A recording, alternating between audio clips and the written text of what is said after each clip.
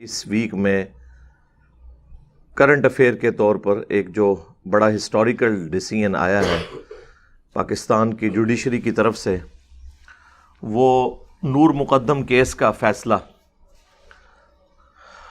یہ آلموسٹ 8 مہینے لگ گئے اس فیصلے تک پہنچتے ہوئے جوڈیشری کو، کیونکہ یہ جولائی 2021 میں یہ سارا سلسلہ شروع ہوا تھا اور یہ فروری 2022 میں آ کے یہ ٹرائل مکمل ہو کے تو سزا ہو گئی ہے۔ چھوٹی کورٹس سے ہو گئی ہے، امید ہے انشاءاللہ بڑی کورٹس بھی اس ڈیسیژن کو بحال رکھیں گی انشاءاللہ تعالی۔ ہماری جوڈیشری اس حوالے سے اب کم از کم قابل تحسین ہے کہ انہوں نے اگرچہ 8 مہینے میں فیصلہ کیا لیکن بہرحال فیصلہ ہو گیا۔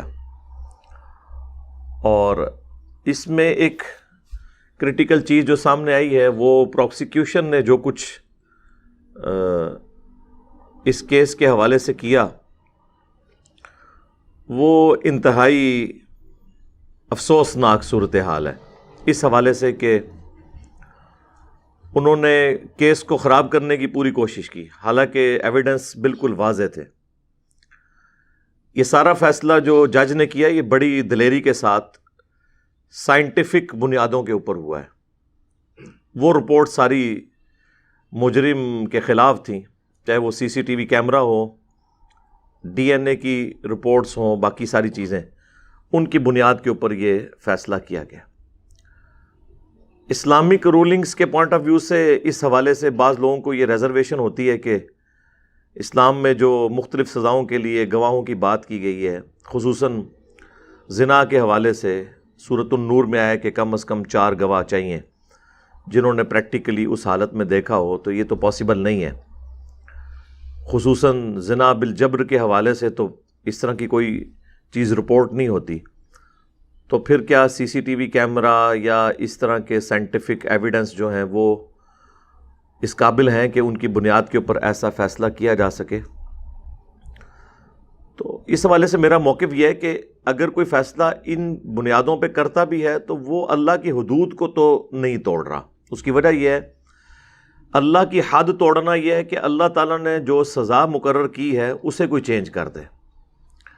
سزا تک پہنچنے کے لیے جو بھی ذرائع استعمال کیے جائیں گے جو اسٹیبلش ہوں، اب یہ 2 نمبری نہ ہو کہ رپورٹ ہی غلط بن گئی ہے، اس طرح کی ساری چیزیں، وہ تو گواہ بھی جھوٹے ہو سکتے ہیں، تو پھر کیا ہم گواہوں کو لینا چھوڑ دیں گے؟ ظاہر ہے وہ ان ساری چیزوں کا خیال رکھا جائے گا۔ بہرحال گواہوں کے جھوٹا ہونے کے چانسز زیادہ ہیں، سائنس جھوٹ نہیں بولتی ہے کیونکہ یہ 2+2=4 ہے۔ لہٰذا اس تک پہنچنے کے لیے 4 گواہ نہ بھی ہوں، اگر سی سی ٹی وی کیمرہ گواہی دے دے، ڈی این اے ٹیسٹ کے ذریعے آپ پہنچ جائیں اس رزلٹ کے اوپر کہ یہ ایکٹیویٹی پرفارم ہوئی ہے، چاہے وہ زنا کا کیس ہو چاہے قتل کا ہو، تو اس کے اوپر شرعی طور پر حد جاری کر دینی چاہیے۔ یہ کوئی ایسی چیز نہیں ہے کہ جسے کوئی اس حوالے سے کرٹیسائز کرے۔ ریلیجس طبقہ عموماً اس چیز کو کرٹیسائز کرتا ہے۔ اب یہ جو سزا ہوئی ہے، اس سزا کے اوپر سب سے پہلے تو جوڈیشری کو مبارکباد ہے، اس بچی کے ماں باپ کو، اس کے ان دوستوں کو جنہوں نے کمپین چلائی، چاہے سوشل میڈیا کے اوپر چاہے سول سوسائٹی کے اندر، اور پاکستان کی عوام کے لیے بھی ایک خوشائند خبر ہے۔ ہم خود بچیوں والے ہیں کہ کسی کے ساتھ کبھی بھی ایسا معاملہ ہو سکتا ہے۔ بہرحال میرے اعتبار سے تو ابھی اس میں سزائیں اور ایڈ ہونی چاہیے تھی، کیونکہ کیس صرف یہ قتل کا نہیں تھا، یہ فساد فی الارض کا کیس بھی تھا، زنا بالجبر کا کیس بھی تھا، یہ ساری چیزیں تھیں۔ قرآن کی روح سے، صحیح الاسناد احادیث کی روح سے اس کی سزا اس سے بھی سخت بنتی ہے۔ لیکن بہرحال جب کسی کو پھانسی کی سزا ہو جائے، ڈیتھ پینلٹی ہو جائے، تو اس سے بڑی سزا تو کوئی ہو نہیں سکتی۔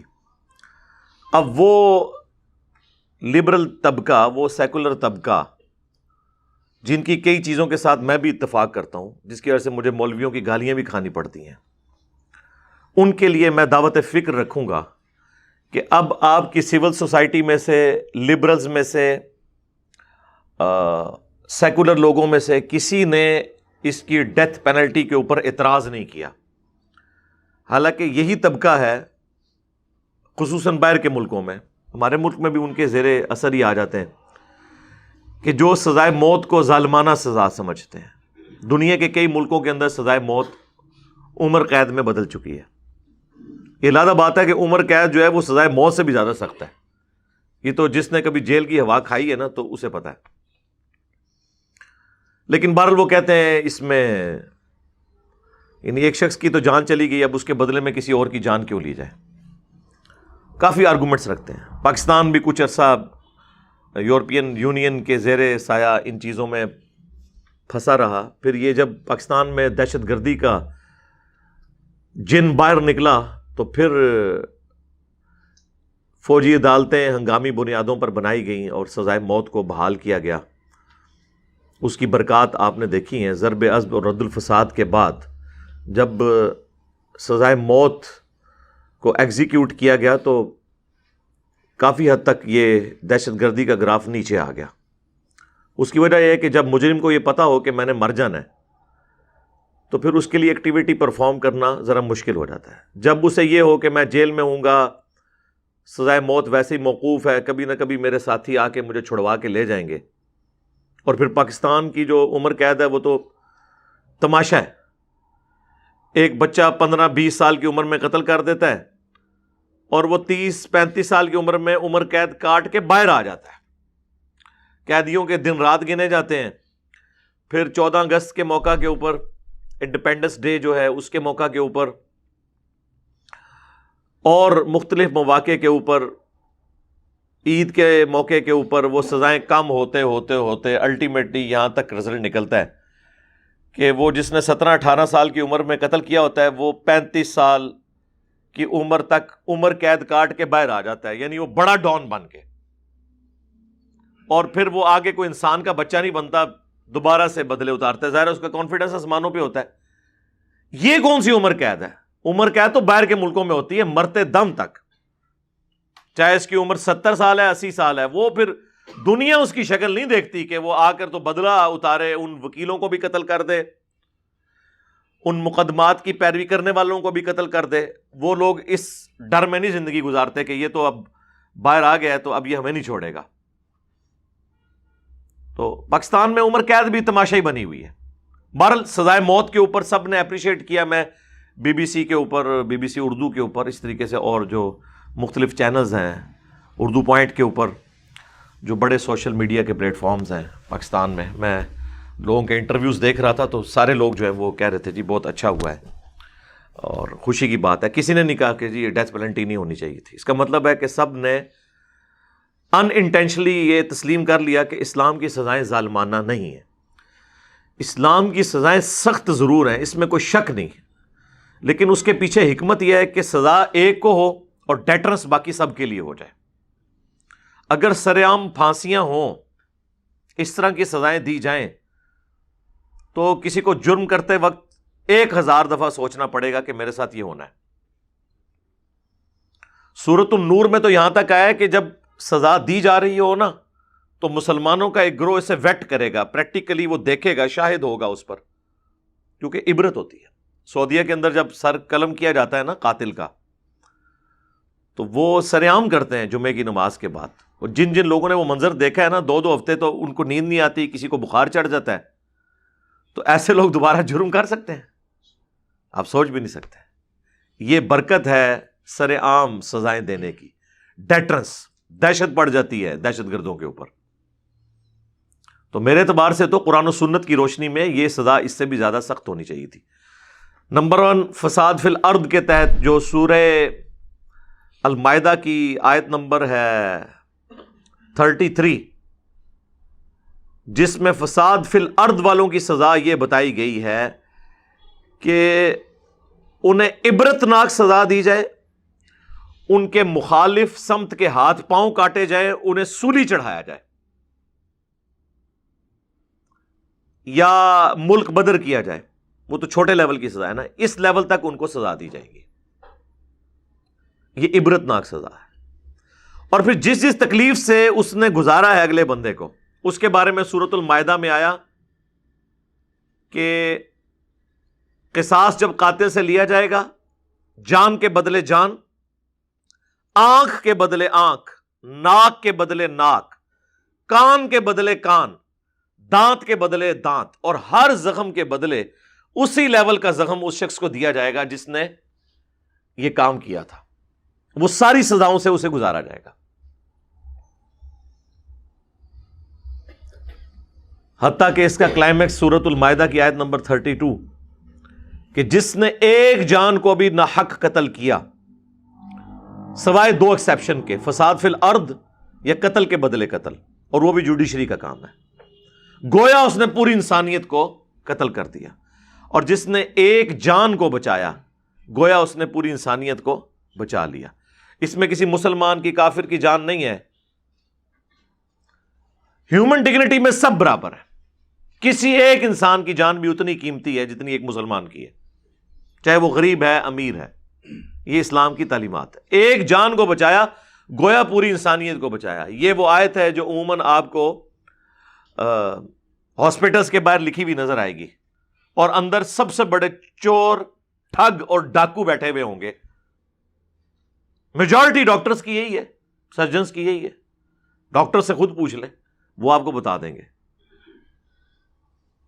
یہ وہ مبارک آیت ہے جس کا مذاق اڑا رہے ہوتے ہیں۔ اسلام قصاص کے معاملے میں، قتل کے بدلے قتل کے معاملے میں اتنا ہارڈ سٹانس رکھتا ہے کہ قرآن حکیم کا اوورآل اسلوب یہ ہے کہ آپ زیادتی کرنے والے کو معاف کر دو، آخرت میں اللہ تعالیٰ تمہیں بدلہ دے گا، یعنی معافی کی روش اختیار کرو۔ لیکن قتل ایک ایسی چیز ہے، اگرچہ سورۃ النساء میں ورثاء کو یہ حق دیا گیا کہ وہ مقتول کو بلڈ منی لے کر،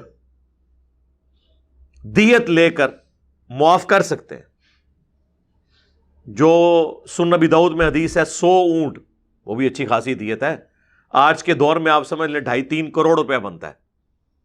یہ جو کہتے ہیں نا جی زخمیوں کو 5-5 لاکھ اور مرنے والوں کو 10-10 لاکھ، یہ تو تماشا ہے۔ 3-3 کروڑ کم از کم بنے گی دیت۔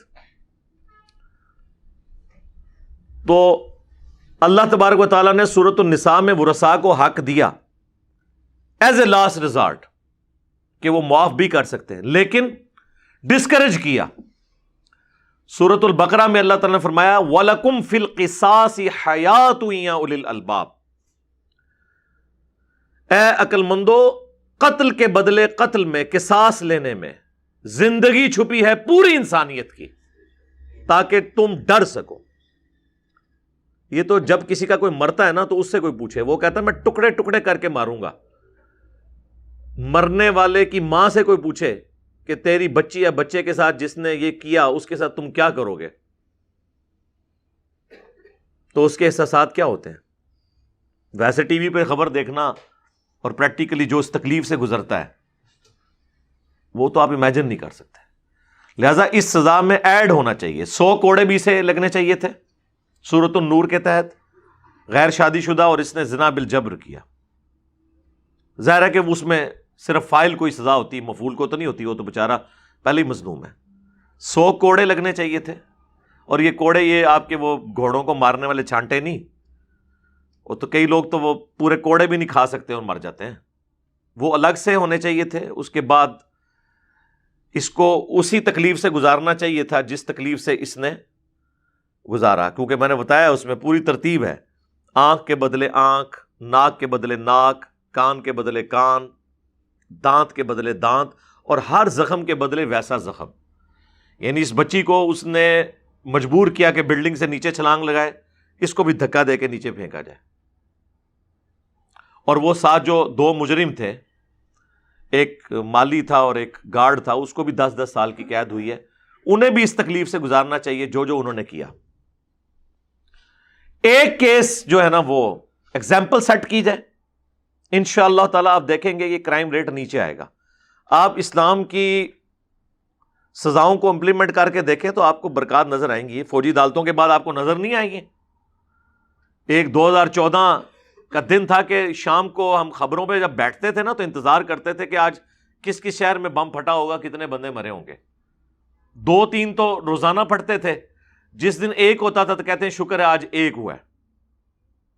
آپ اندازہ کریں یہ دنیا کے کسی ملک میں ہوتا ہے؟ حالت جنگ میں بھی یہ نہیں ہو رہا ہوتا سالہ سال تک جو پاکستان بھگتتا رہا ہے۔ لیکن جب یہ فوجی عدالتیں بنی. میں تو خیر فوجی عدالتوں کے بھی خلاف تھا اس حوالے سے کہ فوجی عدالتوں تک نوبت ہی نہیں آنی چاہیے, عام جوڈیشری کو ہمت دکھانی چاہیے, لیکن وہ ظاہر مجبوری کی وجہ سے بنائی گئی. لیکن اس میں انہوں نے ایک شک رکھ دی تھی کہ اس کی اپیل جو ہے وہ سپریم کورٹ میں ہو سکتی ہے, کیونکہ یہ بھی خطرہ ہوتا ہے نا کہ بعض اوقات ایویڈنس اتنا ہے نہیں ہے اور کسی ناحق کو پھانسی نہ ہو جائے. اس میں کئی ایک پھانسی کی سزائیں فوجی عدالتوں کی سپریم کورٹ نے کالعدم بھی قرار دی تھی. بہرحال اس کی برکات ہم نے دیکھی ہیں, جب سزائیں دی گئی ہیں تو آپ کے سامنے رزلٹ ہے. تو اب یہ ہمارے وہ بھائی اور بہنیں جو سیکولر طبقے سے تعلق رکھتے ہیں, لبرلز ہیں, ہم انہیں جو ہے وہ ایک اسٹانچ قسم کے جو مولویانہ سوچ ہے, جو خونی لبرلز اور پتہ نہیں کیا کیا ٹرمز یوز کرتے ہیں, وہ نہیں کرتے. ظاہر ہے کہ یہ بھی ریونج ہے نا جی, جو کچھ دین کے نام کے اوپر کیا گیا یہاں ہمارے ملک کے اندر, ریاستی اداروں کی سرپرستی میں, مولویوں کی سرپرستی کے اندر لوگوں کے دماغ خراب کیے گئے. تو اس کی وجہ سے ظاہر ایک نیگیٹو سائیکالوجی تو لوگوں کے ذہن میں جو ڈیولپ ہوئی ہے وہ تو کسی حد تک جسٹیفائی ہے. ہم خود بھگت رہے ہیں اس سے. 2 دفعہ مرڈر اٹیمپٹ تو میں بھگت چکا ہوں, تو مجھ سے کوئی پوچھے تو میں تو پھر ظاہر ہے کہ اس تکلیف سے گزر رہا ہوں. بہرحال ان کو میں یہ کہوں گا, لبرلز کو, سیکولرز کو, کہ مجھے بڑی خوشی ہے کہ آپ لوگوں نے اس سزا کو اپریشیٹ کیا ہے, اور اسلام تو اس سے بھی زیادہ سخت سزا ڈیمانڈ کرتا ہے جوڈیشری سے کہ وہ دے. ابھی بھی کچھ لوگ کہہ رہے ہیں کہ اس کے ماں باپ کو بھی سزا ہونی چاہیے. بالکل ہونی چاہیے. اگر واقعی ان کا ٹیلی فون کے اوپر اس کے ساتھ رابطہ تھا اور وہ اسے مرنے سے پہلے اکسا رہے تھے کہ بیٹا اس کے ساتھ کرو, ہم دیکھ لیں گے, تو ان کو بھی سزا معاونت کے اوپر وہ بھی شامل ہیں. انہیں چھوڑنا نہیں چاہیے, کسی کے دباؤ میں نہیں آنا چاہیے. چلیں, یہاں تو دونوں پارٹیاں بڑی سٹرونگ تھیں تو فیصلہ بھی ہو گیا. اللہ کرے کہ خدا نہ خواستہ کبھی کسی کمزور پارٹی کا مقدمہ مضبوط پارٹی کے خلاف آئے, اس وقت بھی ہماری جوڈیشری یہی ہمت دکھائے اور فیصلہ کرے. ہم تو کہتے ہیں ایسا کیس آئے ہی نہ, لیکن سپوز اگر آ جائے تو اس وقت بڑا امتحان شروع ہو جائے گا. بخاری اور مسلم دونوں میں حدیث ہے کہ قیامت کے دن سب سے پہلے قتل کے مقدمے کا فیصلہ ہوگا. آپ حیران ہوں گے کہ یہ اللہ کے نزدیک اتنی بڑی چیز ہے. سنن ابی داؤد میں ایک حدیث ہے کہ سب سے پہلے نماز کے بارے میں پوچھا جائے گا, لیکن وہ ہے انڈیویجول کا مسئلہ. حقوق العباد کا جو مسئلہ ہے وہ حدیث تو بخاری مسلم میں ہے کہ سب سے پہلے قتل کے مقدمے کا فیصلہ ہوگا. جامعہ ترمذی میں, سنن ابی داؤد کے اندر موجود ہے, مشکات میں بھی موجود ہے کہ مقتول اپنے قاتل کو پیشانی کے بالوں سے پکڑتا ہوا, اس حال کہ خود اس کی رگوں سے خون بہ رہا ہوگا, گھسیٹتا ہوا اللہ کے عرش کے پائے کے پاس پہنچ جائے گا کہ یا اللہ مجھے انصاف دلا, اس نے دنیا میں مجھے کیوں قتل کیا تھا. اسی لیے آیا جامعہ ترمذی میں حدیث ہے جسے سپورٹیو حدیث صحیح بخاری کے اندر موجود ہے. حضرت عمر کہتے ہیں صحیح بخاری میں, جب ان کے زمانے میں ایک قتل ناحق ہوا تو انہوں نے کہا کہ اگر یہ پورا گاؤں بھی ملوث ہوا نا اس قتل میں سب کو قتل کروا دوں گا. اور ترمذی کی وہ روایت کمزور ہے, لیکن بخاری کی اس حدیث کے تحت وہ بالکل ٹھیک اس کا متن ہے کہ اگر زمین و آسمان کی ساری مخلوقات مل کے کسی ایک انسان کو قتل کر دیں, اللہ تعالیٰ اس چیز کی پرواہ نہیں کرے گا, اللہ تعالیٰ سب کو اوندھا منہ کر کے جہنم میں ڈال دے گا. اور اس کو سپورٹیو وہ ترمذی کی صحیح حدیث ہے کہ کسی ایک شخص کو قتل کرنا اللہ کے نزدیک پوری دنیا کو برباد کرنے سے بڑا گناہ ہے. پوری دنیا کا مطلب ہے ساری مسجدیں, سارے حرم, جو ترمذی میں اور ابن ماجہ میں حدیث ہے کہ کعبے کی حرمت سے بڑھ کر ایک مسلمان کی حرمت ہے. سنن ابی داؤد میں حدیث ہے کہ اللہ تعالیٰ قیامت کے دن یا تو شرک کو معاف نہیں کرے گا, جو سورۃ النساء میں بھی 2 دفعہ آیا, ان اللہ لا یغفر ان یشرک بہ, یا پھر قتل ناحق کو معاف نہیں کرے گا. لوگ کہتے ہیں جی یزید مسلمان ہی تھا نا, قتل ہی کیا ہے نا, ہو سکتا ہے اللہ تعالیٰ معاف کر دے. جی یہ حدیث میں آیا ابو داؤد میں کہ یا شرک معاف نہیں ہوگا یا قتل ناحق معاف نہیں ہوگا. تو اللہ چاہے تو معاف نہ کرے. اور یہ صرف مؤمن کا کیس نہیں ہے, صحیح بخاری میں حدیث ہے جس نے ایک کافر کو بھی ناحق قتل کیا, جو ٹیکس پیئر تھا اسلامک ریاست کے اندر, ذمی مسلمان, جس کے ساتھ معاہدہ تھا کہ مسلمان حکومت اس کی حفاظت کرے گی،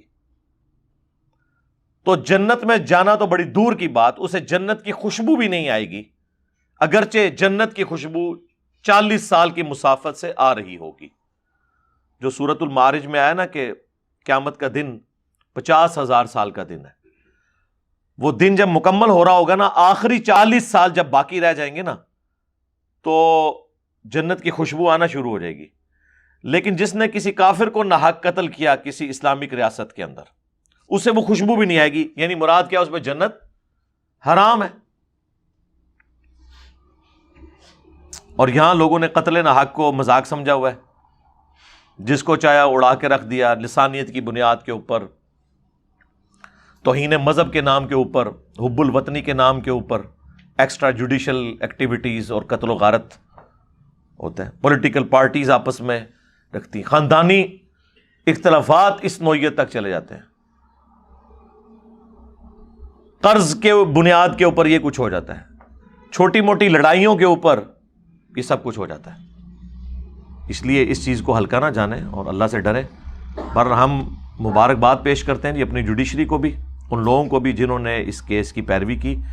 وہ وکیل صاحب بھی بڑے سینئر وکیل ہیں، وہ خود ہائی کورٹ کے جج رہ چکے ہیں جو ان کے وکیل تھے، اور انہوں نے ریٹائرمنٹ کے بعد دوبارہ سے یہ پریکٹس شروع کی۔ ظاہر ہے کہ ایسے کیسز کے اندر ایک دلیر وکیل کی ضرورت ہوتی ہے، کیونکہ وکیلوں کو بھی تھریٹ پڑتے ہیں۔ آپ نے دیکھا ہے کتنے وکیل شہید ہو جاتے ہیں کریٹیکل مقدمات کی پیروی کرتے ہوئے، وکیلوں کی تو لائف سٹیک پہ لگی ہوئی ہوتی ہے۔ تو سب کو مبارکباد ہے، اس جج کو بھی اور وکیل کو بھی، ان کے ان دوستوں کو، رشتہ داروں کو جنہوں نے اس کیس کی پیروی کی ہے۔ یقین کریں میرا تو دل ٹھنڈا ہوا ہے۔ اس وقت بھی میں نے پرائم منسٹر سے بھی ریکویسٹ کی تھی کہ اس کیس کو آپ منطقی انجام تک پہنچائیں۔ صرف یہ نہیں ہے کہ ہم مذہبی طبقے میں سے کسی کے ساتھ کوئی زیادتی ہو تو اس کے اوپر بولیں، ویسے تو مذہبی طبقہ اپنے ساتھ زیادتی ہونے ہی نہیں دیتا، کرنے والوں میں شامل ہوتا ہے۔ زیادتی تو بیچارے لبرلز کے ساتھ، سیکولرز کے ساتھ، ان لوگوں کے ساتھ جو معصوم قسم کے لوگ ہیں ان کے ساتھ ہوتی ہے، نیوٹرل قسم کے۔ تو اب یہ چونکہ ایک ایسا موقع آیا تو ہماری یہ اخلاقی ذمہ داری تھی کہ ہم اسے اپریشیٹ کرتے ہیں۔ صلو علی محمد و آل محمد، اللہم صلی علی محمد وعلی آل محمد و اصحاب محمد اجمعین الی یوم الدین۔